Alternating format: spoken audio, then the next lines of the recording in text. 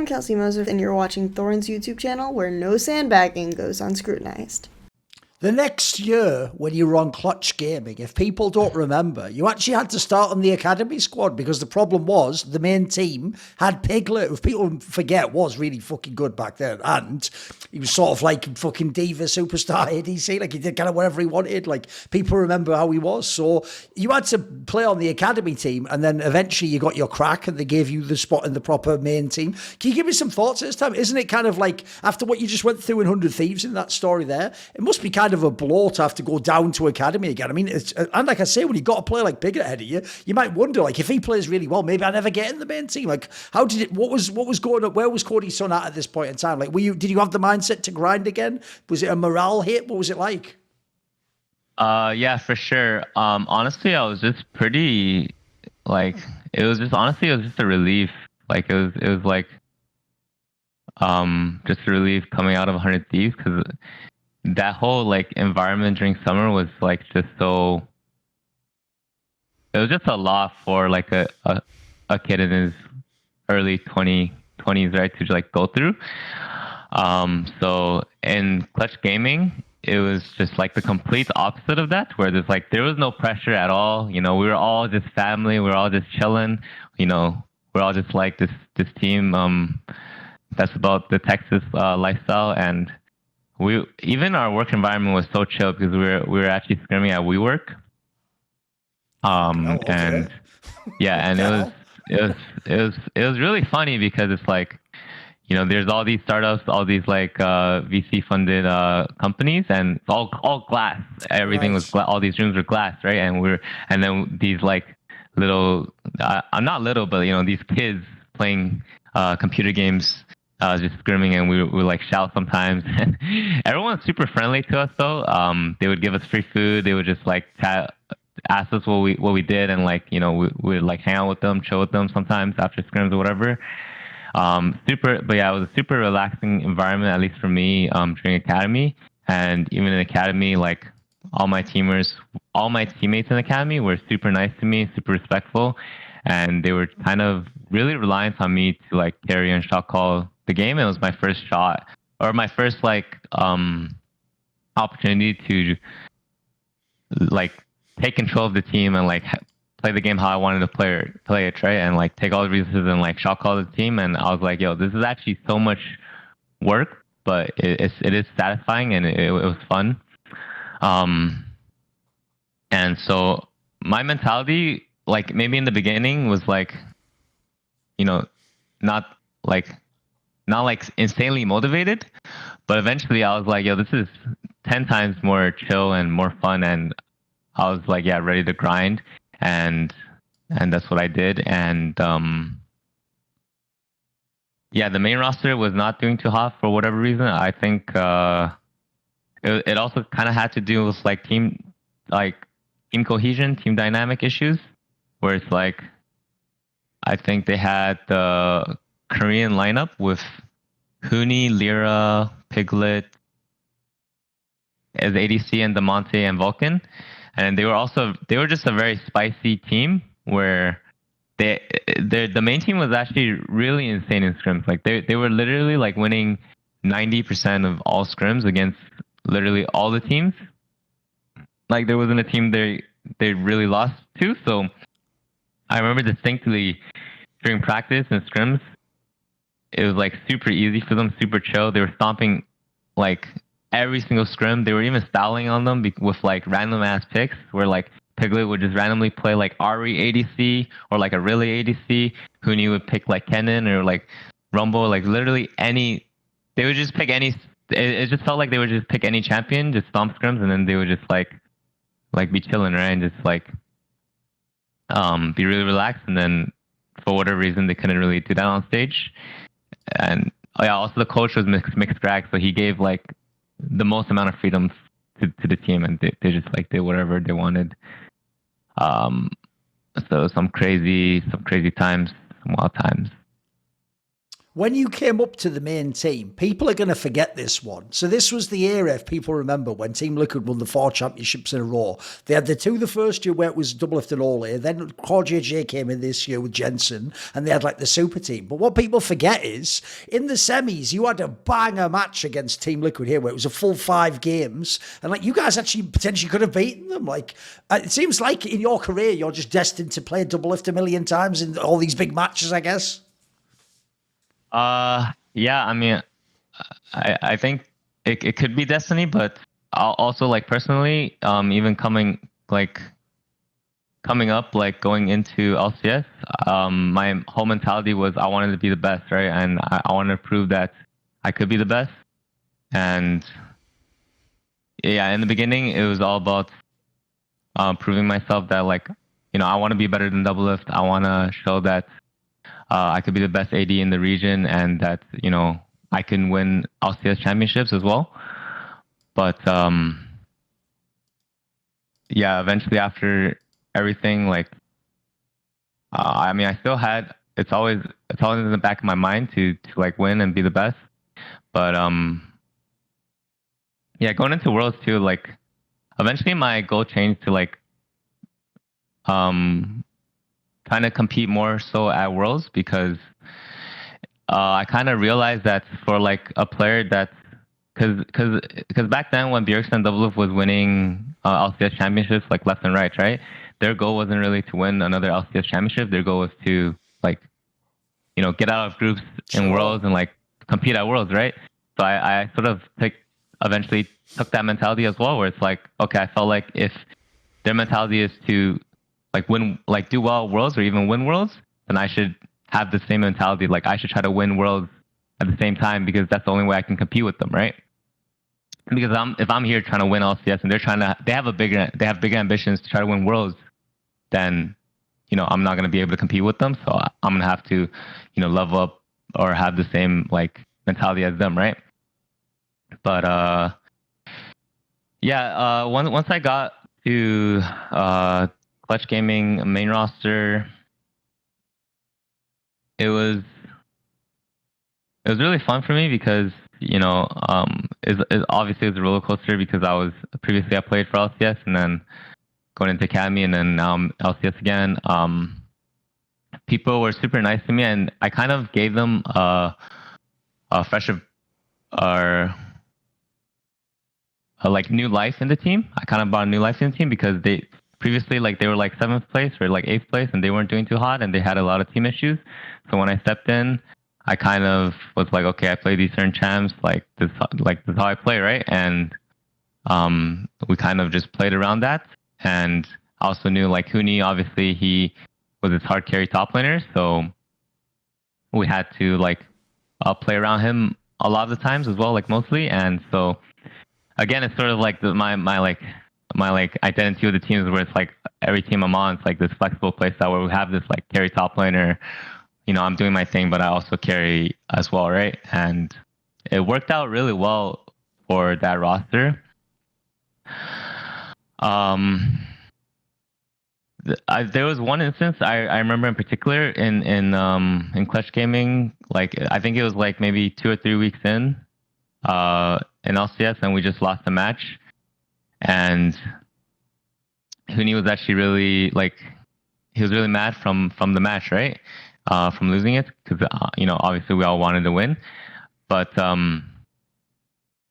it was like this dive mid, where it was like mid game, and we're going from side to mid, and then it was like three of us were diving past the tier 1 into the tier 2. So the tier 1 turret is still up, right? So and then we're like past the tier 1, we're in between tier 1 tier 2 towers, like diving them, right?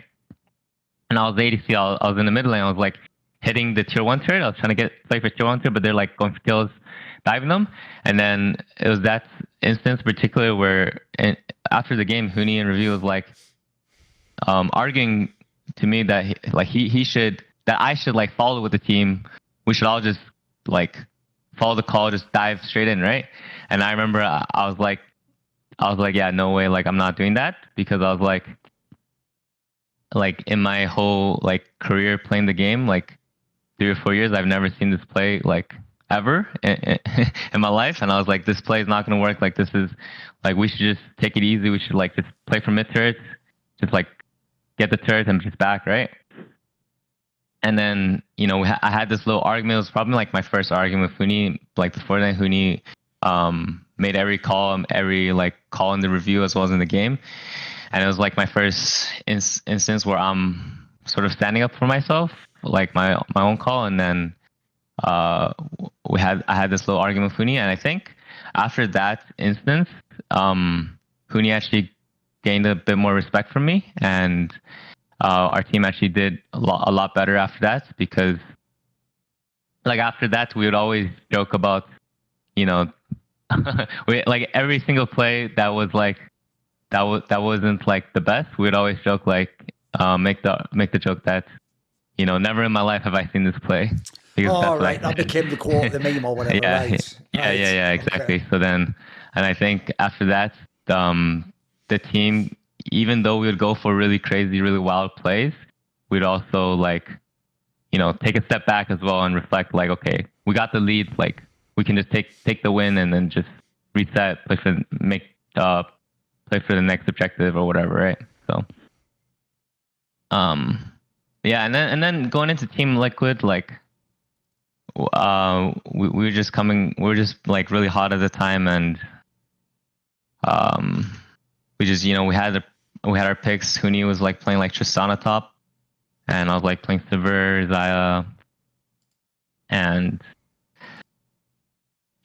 that roster was actually really, like, we were all really friendly with each other. We were really cohesive as a team, but I think in the end, like, Team Liquid just got us with this Sonateric, and we didn't really expect it. I mean, we did. I think what we thought was that because they didn't play Sonateric for like so many matches, that we're gambling on the fact that they wouldn't pick it. So we banned Akali, and then they just insta-locked it, and then we're like, okay, well, honestly, we should have played a bit more like punishing. Like our counter back then was like Pantheon. Like Huni would play Pantheon, we would just like permadive them. But I think the pressure kind of got to us, where it's like it's the game 5, right? So yeah, we played Tristana top, and we couldn't really like pick our strat to counter this Sonateric, and we just got outskilled. So. The cool thing about this summer period was you got to win 2 best-of-5s against TSM, because you did in the first round of the playoffs, and then in the regional final, you guys beat them in the game 5. Like, it must be a big deal. Like, even if like it's not the double of TSM, but it's still the one that has Bjergsen and like some big players in. Anytime you beat TSM and you get to go to, well, that's got to be a big deal, right? Yeah, that's probably like one of the highlights of my career, is just beating TSM to go to Worlds, because back then they actually had a pretty insane roster. They had I think they had Broken Blade in the top lane, right? Who's playing for G2 right now and still doing really well. They had Acadian in the jungle, and they had Bjergsen, and then they had Sven and Missy. Oh, this is Sven and Smoothie, I think, at this point in time. I think Sven and Smoothie, Sven and Smoothie. So they had like a pretty expensive roster, compared to us, and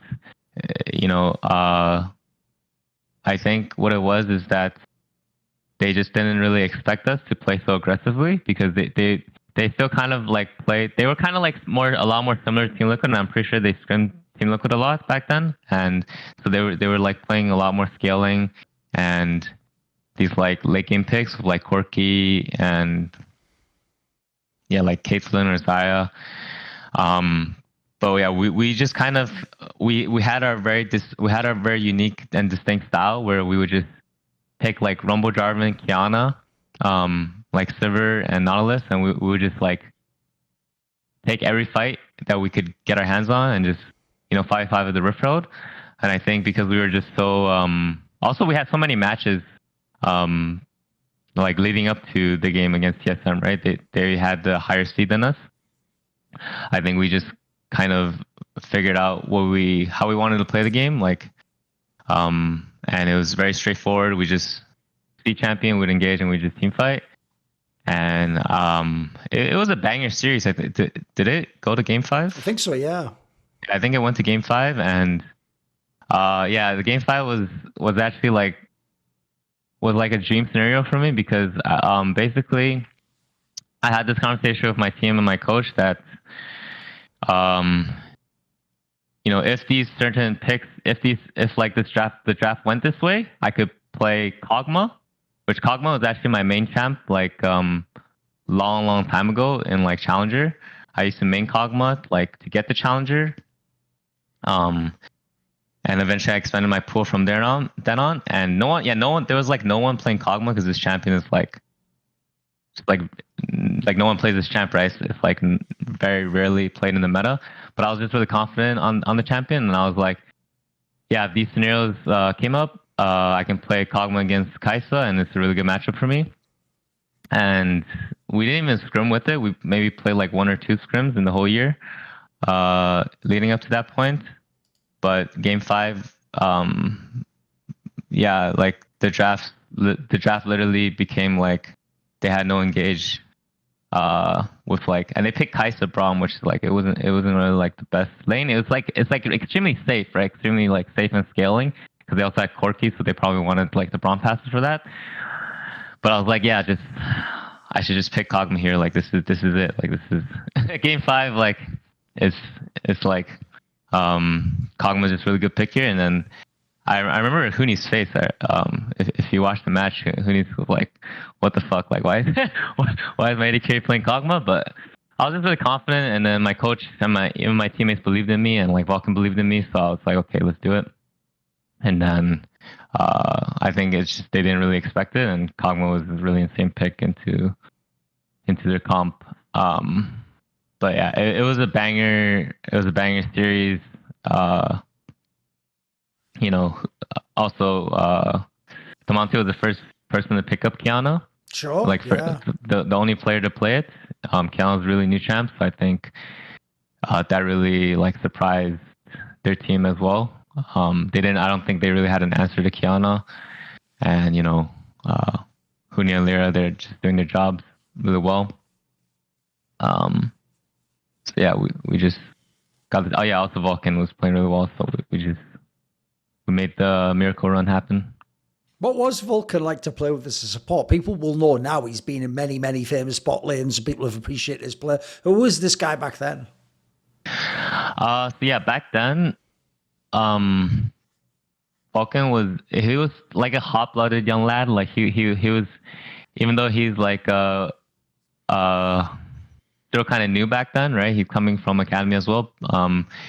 He still was very aggressive, and he was very confident in the plays that he was making. And he was also really laid back as well. Like he never really like had any issues with like criticism or like feedback, and it was really nice to work with him. And I'm also like pretty chill kind of guy. Like I just like my style with supports is like I try to give them as much freedom as I possibly can, while like not being completely useless as the ADC, right? So I think that's probably why, like pretty much every support that I play with, I'll always get like MVP or like they always do really well. And so I think it was the same for Vulcan, where he previously played for Piglet, and Piglet has a lot of expectations on like how the support should play, or how the team and how the game should be played around him, and so how he can carry. And I was kind of like the opposite of that, where it's like, I'm just gonna do my thing, and I'm just gonna give you guys as much freedom as I can, and I'll try to like hold them down in the ball lane, right? And so I think it was really easy for me to lane with Vulcan, and for Vulcan to lane with me as well. And so we never had really any problems at all. And yeah, even now, like it's always nice to get in a game with Vulcan in solo queue. And yeah, he would do roams when I didn't need him, and then he would like we never had any problems at all, like laning wise. At this Worlds, right, people meme on it because it's one of the first times that like a major region ever went 0-6 and didn't win any games. But I actually want to put some context on this, Cody Sun. If people don't realise, when I explained the group you were in, It's not as crazy that the team went 0-6. Like, it's basically the most insane group of death I think I've ever seen, because your team came from the plains, right? But if you even look at the other plains teams, some of them got easier groups. In your group, here's how it went. The Pool 1 team was SKT, who'd won both the LCK splits. So already you've got a banger, like a Korean team straight away. And then the Pool 2 teams was Fnatic, who, if people remember, in Europe had all those crazy Game 5s against G2. And the other team was Royal Never Gave Up with Uzi I Ming bot lane. That was in the final of the LPL. Like, bro, like, on paper, you're actually not supposed to win any of these. Like, look, maybe people could say maybe you should be able to contest Fnatic, you know, maybe give them a game or something. But this is a pretty insane group to get, though, right? Yeah, and there was SKT as well, and, you know, against Faker. But the funny thing is that Huni was previously playing for SKT, right? So, Sure. in the interview, he was like saying how, you know, like, he was saying how he wanted to be drawn into that group. He was saying like, you know, he was saying like this is the group he wants to be in, and he wants to like, you know, play against SKT, because he was also previously on Fnatic. So he was like, I want to play against Fnatic. I want to play against SKT. Like, you know, let's do it, right? So then, yeah, we actually ended up being in that group. Funnily enough, after he said that. But we were just trying our best, and like it was just an experience playing against them at the world stage. I can remember that. I think in laning wise, I don't think Vulcan and I really faced any trouble against any of their bot lanes, against Teddy or Reckless. We definitely faced trouble against Uzi. I remember that matchup still. It was Lucian Recon versus Cy Blitzcrank. And we actually contested level 1 like how we usually, and then we actually got the prio. So we were like pushing them in, right? But we couldn't crash the wave, and then and we had double trinkets, but Ming had sweeper and Blitzcrank. So then he sweeped the tri-brush after we warded, and then now we have no vision, and then the jungler's passing down, our jungler's passing up. So I was like, oh fuck. Like we can't crash the wave, and they're just perma froze on us, and then and then Uzi was like ahead like 10, 20, 30 CS on me. But that game was still winnable. But we didn't really have like the clearest engage, I guess. And we didn't really have like the best team fights. So it was pretty tragic. Yeah, also our picks going into that world, because we had to play so many games, whether it was like planes or whatever. And, you know, our bread and butter was the Rumble Jarvan and Kiana. And so they just, obviously the teams banned it. And, everyone downloaded it, right? I see. Yeah. Right. And then we had to play like something whack, some crazy picks like Tristan or Ezra top. And then sometimes I would play like Heimerdinger as well. I saw you played a game of Heimerdinger. That's mental, man. Yeah. You actually played Heimerdinger Pike bot lane. What the fuck? Yeah. It's because it's also because like Huni really wanted to like play 80 carries top, right? And then every time we played like double 80 carries, where I'm playing 80 carry and Huni's on 80 carry, it just felt like we didn't have like enough utility in the team. We didn't have like enough like CC or like it was just really hard to play, right? So then eventually I played Heimerdinger, and actually it was also a thing in 100 Thieves where it was that specific meta. I don't know if you remember when Reckless benched himself for Buipo. Yeah. When the funnel meta. In the funnel meta, and then probably was also very like strong on wanting to play like mages bots, like because he was also the coach for like Hjarnan, and Hjarnan was a Heimerdinger main. Right. And Hjarnan was like playing Heimerdinger in LEC back then, and he was like, yeah, you have to play Heimerdinger, you have to play mages bot, or we can't play the game. And I was like, okay, I'll try my best, right? And then, but I was just spamming mages, and I really like. I played a lot of Heimerdinger in scrims actually, and it was like decent, but I don't know why I never got a chance to pick it for whatever reason. When I never got a chance to pick it in the game, in the official matches, but I still had that like memory, right? So I was able to play some mages bots in clutch gaming as well, and played Heimerdinger, and it was a banging game against Fnatic. We tried a backdoor, but we were just too slow, and we couldn't even win a single game, right? So it was pretty tragic, but we tried our best. After this, you had the weird storyline where you got to come back to 100 Thieves a couple of years later. But I know this was obviously the era where Papa Smithy was in. You actually said, I saw in interviews, that he's one of the main reasons you wanted to make this move, right? You sort of believed in his vision or something. Can you give me some thoughts on that? Yeah, so due to my like experience with 100 Thieves in the past, right, like it was clearly like very traumatizing for me, and also I was not a very like vocal or public person at all because like I just didn't really want to be in the spotlight because I wasn't really like that confident in myself. Like I was really confident that I could play the game really well, right, and I could like be the best in my position. But in terms of like even in interviews or in terms of vocalizing like what happened to me or like my experiences, I just didn't like really want to. I didn't really want to do that. I would say I was probably still young. And like a bit insecure in myself, but the biggest reason that I went back to 100 Thieves was because Papa Smithy really convinced me, and Papa Smithy is like a super nice and I guess pleasant guy to like talk to, and he always makes you feel like really comfortable whenever you have a conversation with him. And so when I was talking with him, it was between like 100 Thieves and like maybe like Dignitas or something, and like some other team. And eventually I went back because he was saying how he wanted to get the squad back together like someday, as well as Meteos and Stun as well was my support, because I was always friends with Stun, because Stun was actually the sub for Immortals when I was on the main roster. He was the sub, and so that's how I got really close with him back in the day. And so he was gonna be my support, and then we got Ryoma from mid, and that roster we actually did really well again in spring, and it was like pretty nice overall, but. Yeah, there was some feud. There was again some tension, some arguments in the team, and it kind of followed a similar story to the first 100 Thieves roster that I was on, where it's like we do decently well. We played against TSM in the playoffs.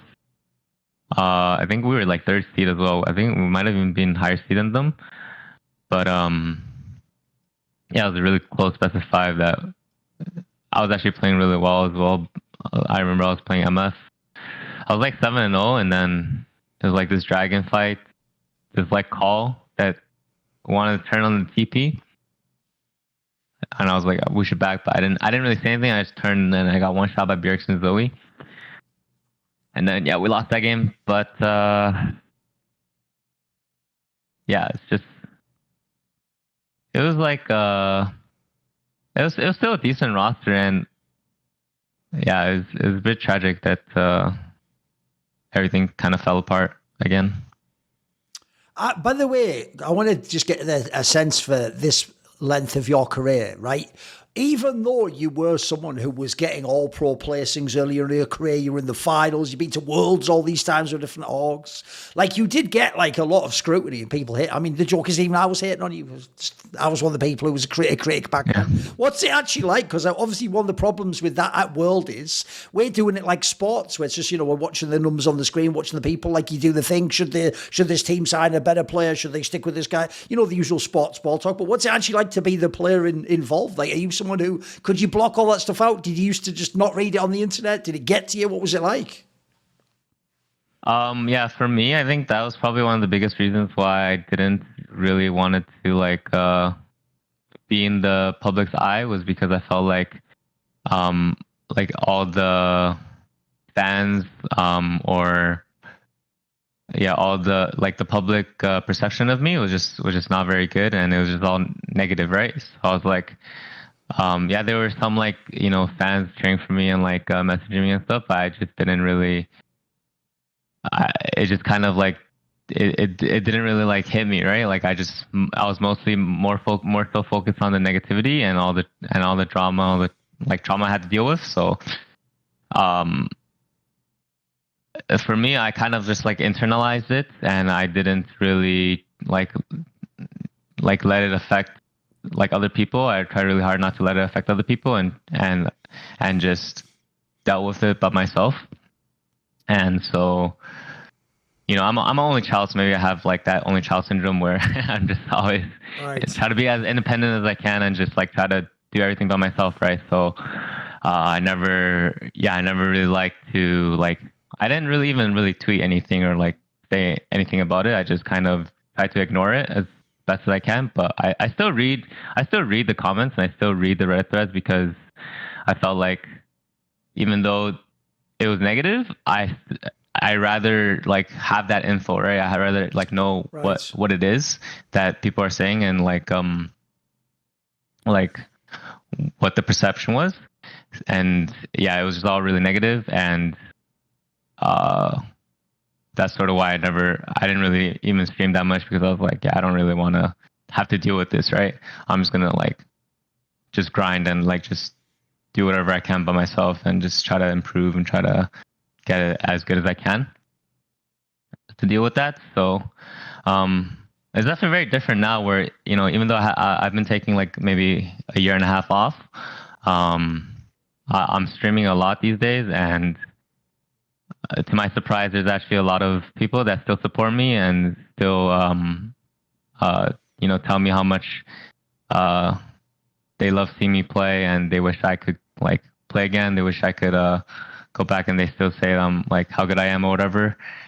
And it's really different, really nice compared to when I was playing, where I felt like the only feedback I got was hate and was negativity, and my experience was just trauma inducing, even though I'm the type of person that literally like does not want to like cause any like issues between anyone. Like I'm like the more avoidant type of person, where I try to avoid the issues and I try to avoid the drama, and if I can, like I'll try to like, you know, like do what I can to like fix it without like causing any issues, right? But for whatever reason, like it's just drama and everything just always sort of like follows me, right? Seems so like, right. Yeah, it's like pretty like, it's literally the opposite of what I want. So very ironic, right? But let me ask you this question. Do you think some of the criticism was unfair? I mean, I'll give you an example. When I've asked, like I did an interview with aphromoo, I asked a fairly neutral question. He seemed actually quite, he was quite defensive of you. Like, for example, I will say the main thing people used to go on and on about back then is they used to say, like, you'd often in a big team fight, you'd get caught and blown up. Now, he did say that a lot of AD carries he thought actually had that problem, even people like Doublelift. And I will say, Cody, the one thing that is tricky when I think back now is this. It is tough if you're ADC and you're a younger player, because if you get blown up like that in the team fight, it's easy for someone to go, you've just lost the whole fight. But at the same time, if you're an ADC, you just play super passive and you never go in. Look, you might never lose the fight, but you also might never be able to win the game, right? It's kind of tricky, because on the one hand, we want ADCs to be aggressive, but we want them to be perfect and never get caught. So were people unfair, do you think, with the criticism back then?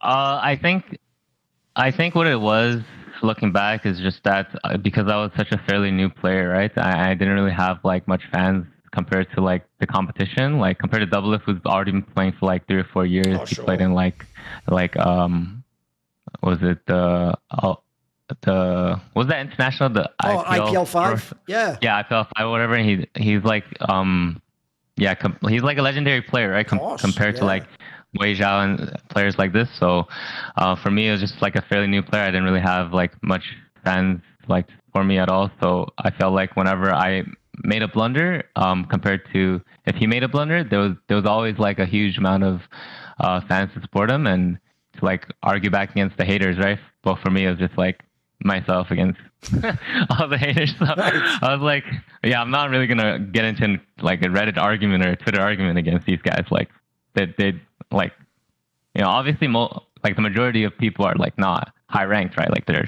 just like average, like average league players, right? Average friends. Yes. So I'm like, yeah, I'm not gonna explain like what's going on in the game or like talk, like argue with them, right? So it's like, yeah, whatever. So I think that's probably the biggest thing. And for me as a young player as well, like I literally came out of high school just to straight into like playing pro, right?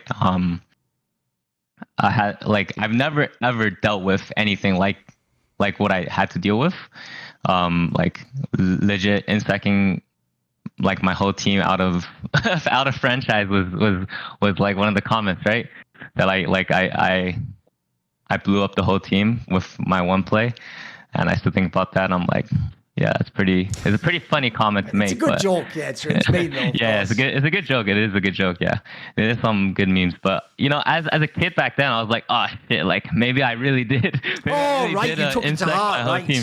Yeah, exactly. Because like it's like my first time experiencing that. I was like, oh shit, maybe I really fucked up my whole team's like chances even to franchise. Like maybe I did fuck it up, right? And then so every like misplay, I really took it to heart, and I never really like talked to my friends about it. I never talked to anyone about it.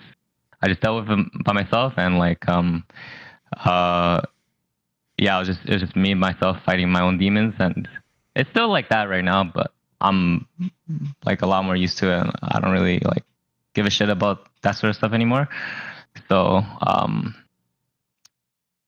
yeah, I think it was hard, but I guess for me, maybe it was like it was kind of like fate a little bit, where it's like, you know, even though it might have not seemed like it at the time, you know, that I was strong enough to deal with these kind of experiences. I think now looking back, like maybe I am or maybe I was, because you know I am fine right now. Like I think I'm like I learned from all those mistakes. I learned from all those experiences, and I would say I'm the strongest I've ever been. So I think in a weird way, like I am grateful that, you know, that those things happened to me, because it kind of made the person I am today.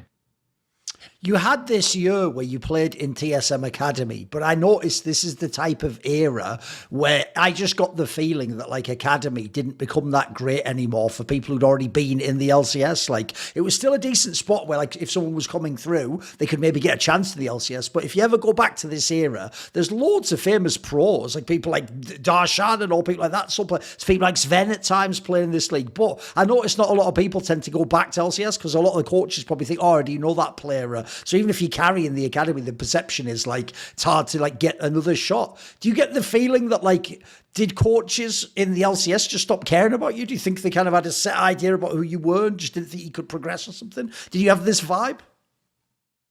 Yeah, I guess. Yeah, I think even now, like I feel like I am still like severely like underlooked at and underrated, and maybe it's because like you know, I'm not like like that public of a figure. I don't really like, I'm not really in the public's eye, right? But yeah, I do stream pretty regularly, and I do climb really hard in solo queue. In the past like few splits before, I was in Korea, just by myself, just grinding, and you know, I reached challenger, and when I came back, I was like top 10, or my peak was like top 10, and I was like 1500 LP. Right now, right now I'm actually like, I was actually having a few rough weeks where I was like grandmaster for a bit, for probably as long as like I could. But right now I'm like, I don't know, these past few days, I think maybe because of this interview, I just got a bit more motivated, and I started grinding really hard, and I'm like popping off a bit in solo queue right now and challenging. And like, yeah, my goal is to just like get back like 1500 LP, all the LP that I've bled right over the past weeks.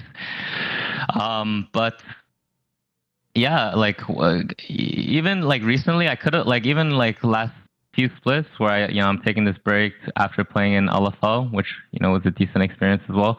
I could definitely play in Academy again, but I just kind of declined the offers because for my goal, for my personal like goal, I've always tried to go to the teams and make the decisions that can make myself improve the maximum amount as a player, and choose the teams that give me the best chances to win, right? So I feel like I've already played in Academy a few times, and yeah, sometimes it led to me going back to LCS and going back to Worlds. I feel like now I just cannot really get much out of Academy anymore. So that's why I'm still exploring options and trying to make it back to the LCS, right? But yeah, when I was in TSM Academy, it was pretty stressful because I think TSM is just a very like strict org from top down. They're just a very competitive org, and obviously because they have such a long history and a reputation of winning, right? So they definitely take it very seriously, even all the way down to academy. And that main roster was actually a really insane roster. I think it was actually an extremely expensive roster because they also had Sordar, who just came from World Finals. Yes. So they had Huni, Speak Up, Power Vivo, Lost, and Sordar. And Sordar his English is like pretty decent. Honestly, his English is pretty decent, but he obviously was more fluent in Mandarin, right? But yeah, I remember just grinding, and yeah, even in the academy roster, it was Hunter and I, and we're kind of like we're kind of in academy, but we're kind of like pseudo like subs to the main team. Right. But we never really got like a chance to like try out for the main team or anything like this, like or playing scrims. Sometimes we played some scrims against the main team, and Hunter and I remember Hunter and I we usually do pretty well, like individually. But yeah, I never really got the chance to like try out for the main roster.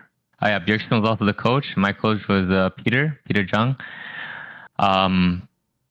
For the world's qualifiers, I was the sub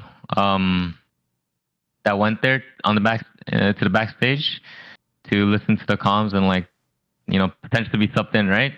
But I just remember like the roster was very, yeah, obviously they have Huni, so it's very like top centric, and I just think that's like, I think Lost was kind of in a similar position to how I was back in the day, where it's like Lost is also like playing academy before, and like he played on Echo Fox like sometimes, but he was like going back and forth, right? And this was kind of his like biggest team that he was on. So I think he was also in a similar position where I was, like maybe in an Immortals or 100 Thieves, and he was kind of like a bit less confident in himself than how he maybe should be. And so he wasn't as vocal as maybe how he needed to be as an AD carry for that roster, especially against like more vocal players like Huni or like, Power Vivo, Speaka. But yeah, Peter did tell me in a conversation that he definitely recommended the main roster to give me or Hunter a try after Spring Split, because I don't think they met expectations in Spring Split going into summer. But yeah, I just never really got the chance. And I always look back. I even told my like stream that I always look back like maybe I should just be like more confident in myself and make a better case for myself. Maybe like Gumayushi, where he just like just told the management like, yo, just put me in, like I'm a much better than this guy or something like this, right? Or like I'll approve it to you, like just like put me in or something. For me, I wasn't really that type of person. I'm kind of like more like go with the flow type of guy. Like I don't really want to cause any like issues, so I just kind of was in academy, just grinding as hard as I can and just trying to like earn my way up, right? Yeah. But never really got a shot, which kind of blows a bit.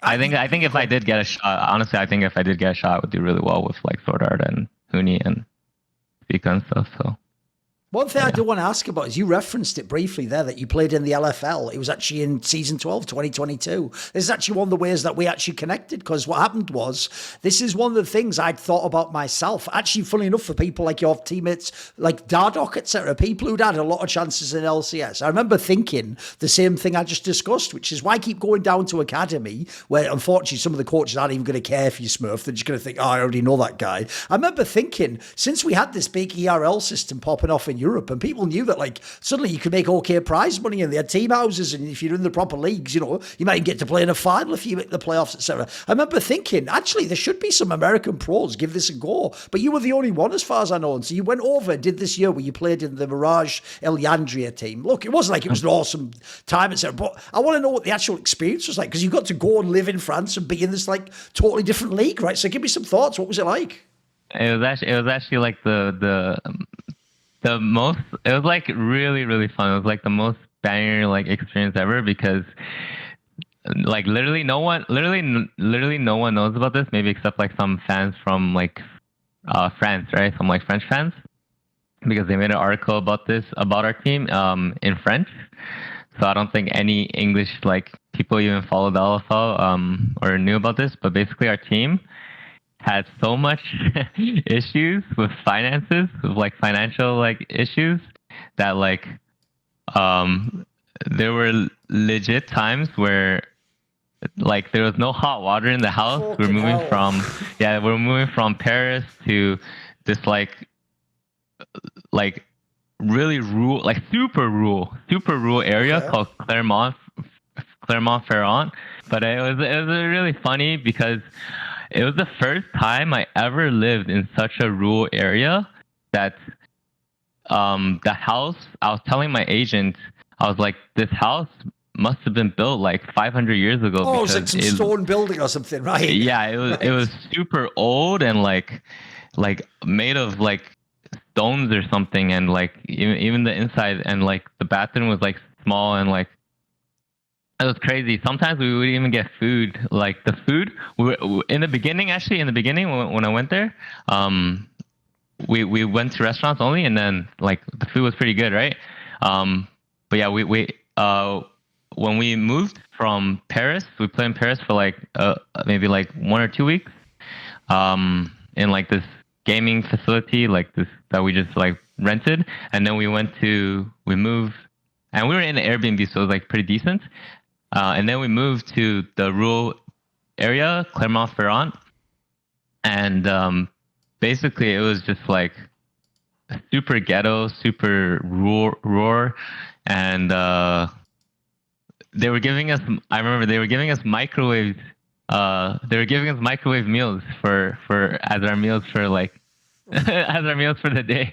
So it was like super small, like this big, of like a microwaved box of like noodles with like a little piece, like a small pieces of chicken. Like the And cheapest it's like, food yeah, possible, basically. yeah, cheapest food possible, like maybe like $1 or $2 Right. or something. And it's like, yeah, this is gonna be your meal. This is your first meal of the day, second meal of the day. I was like, holy moly, this is rough. And then all my teams were like, yo, this is crazy. And then we also weren't getting paid like at all for like Okay. for like first few months. And we're like, damn, what are we gonna do? Like they were like, yeah, it's okay, we're gonna eventually pay you. We're just, they're not like, there's just issues with the finances, because I think it was like our sponsor or something. Like I think this is also like related to the stock market crashing at the exact okay. same time. That Right. yeah, so then they're like they just ran out of investment money or something, and then like we just didn't have any money. So yeah, it was crazy. The internet, there was also internet problems, computer was shutting down. So we really did the best that we could as a team, even though we got like 9th or 10th place.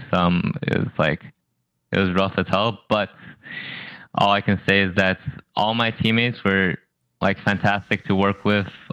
We had like this brotherhood like bond where it's like, yeah, we're all in this together. We can all shower with no hot water, no electricity. It was fucking nuts, but it was super fun because I'm just out in the middle of nowhere and just playing some League of Legends. There were some live events like going into Nice. The French crowd is super like loud, and they're Right. super passionate, and so I actually had some banger games like in the live crowds. I think I played really well in all those games. I remember there was an Affiliates game that I just really popped off, like hard carried against BDS or something. But yeah, it was a really unique experience, really fun experience. I'm still missing like a few months of salary from them, but it's whatever at this point, right?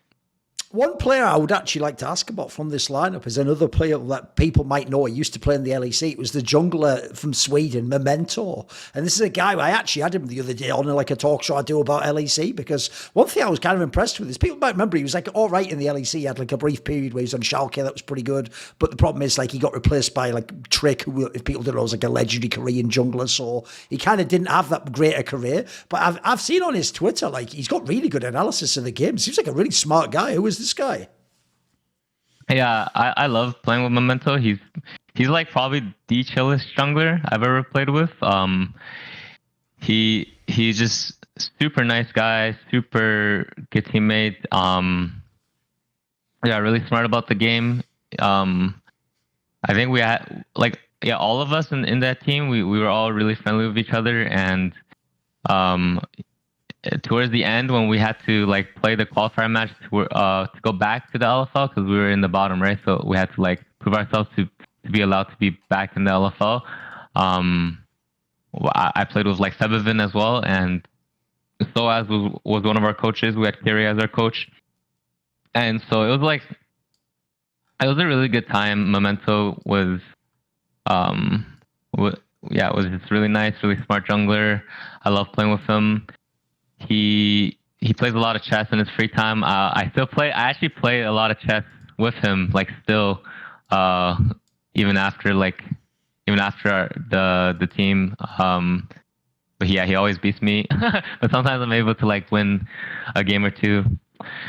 But yeah, I think right now he's trying to like do more analysis work. So he's trying to like, tweet. He watches a lot of games, so he's just trying to tweet about it and try to like do like more on the analyst side. So definitely like, yeah, check his workout if you guys want.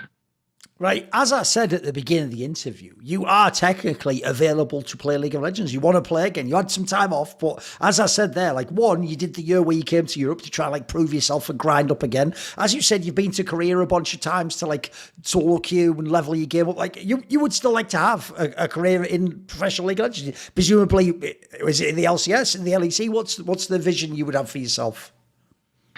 Yeah, I mean, I definitely want to play in the LCS if I can, right? I think I have been following the scene, and even though we're down to 8 teams compared to 10, I think that the scene as a whole, at least in terms of AD carries, is definitely not as strong as it once was. I think it might have to do with like budget issues or investments or whatever, but yeah, there's a lot of new players, and I think in my current state right now, if I did get a chance to play on a decent roster with like decent support, maybe like Isles or something, or like Vulcan, I think I would do extremely well in the LCS. I think I would actually like dominate, and I think I would crush everyone. I don't really see like any AD carry to like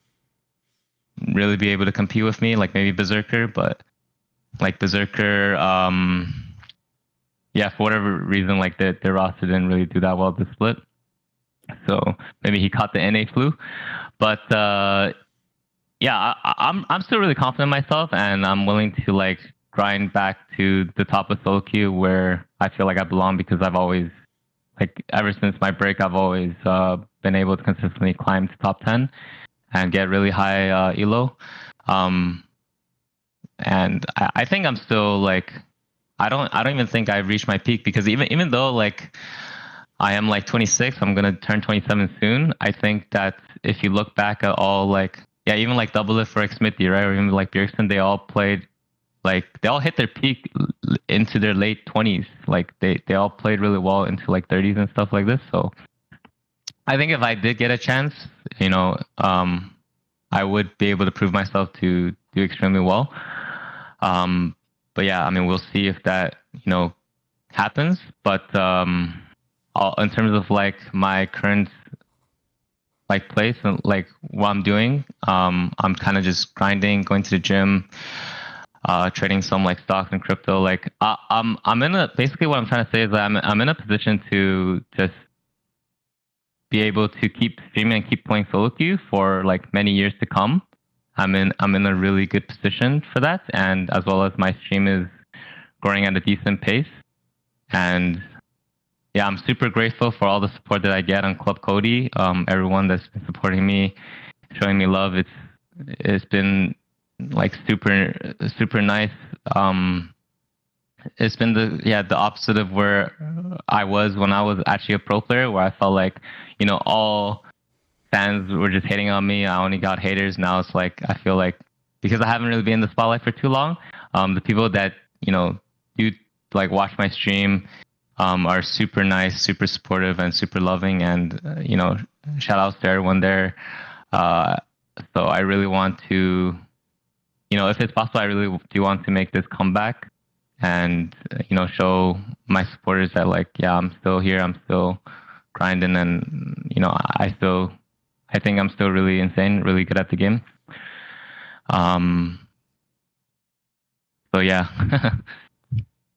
I normally at the end ask, do you want to say any final messages or thank anyone, but does that cover it all? You think you covered it all right?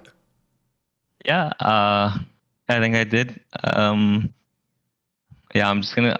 I'm just gonna keep grinding. I'm in a position to like just keep going, and I don't know. I feel like even though there's a lot of like retired players now, where it's like, in my personal opinion, it's like they don't really take solo queue as seriously. Where it's like maybe they're doing some co-streams, or they're just like clowning in solo queue, like just having some fun streaming. Even though I still like sometimes I have like a few bad games, I still take it as seriously as I can. But yeah, also like I've been getting like a few like these haters, I guess, in solo queue, where they're just like, because I think it's like they expect me to always perform really well, right? And like a lot of times I do, and like I win against them, and then so when I don't do as well as they expect, they flame me a bit. But yeah, to all these guys, like I literally do not care. Solo queue, like anything can happen in solo queue, so like we'll just keep playing, right? And then we'll see what happens. In this esports world, it can seem like everyone's against you, but I've always got the Skrilluminati, my Patreon community, riding with me, and it is thanks to the support of the following people, this video and all of them on my channel are made possible. Matt, Pugnacho Rakula, Ahmed Haju, Frisky, Tosh, Jensen Gore, Animosity, Toucan, Tobias Bernasconi. If you've ever watched my videos, you know now I'm going to give a massive shout out to Jerky's Minion, the main man. Do you want to suggest a topic or a guest for my content? You want teasers? Find out who the upcoming interview guests are. Maybe you want to ask me a question. I tend to answer them at length in my video AMA. Do you want to take part in one of those dynasty discussions where we talk about what you're interested in esports? Well, if any of these perks or more appeal to you, put your money where your mouth is. Join the Skrilluminati today, where in the description box below is a Patreon link.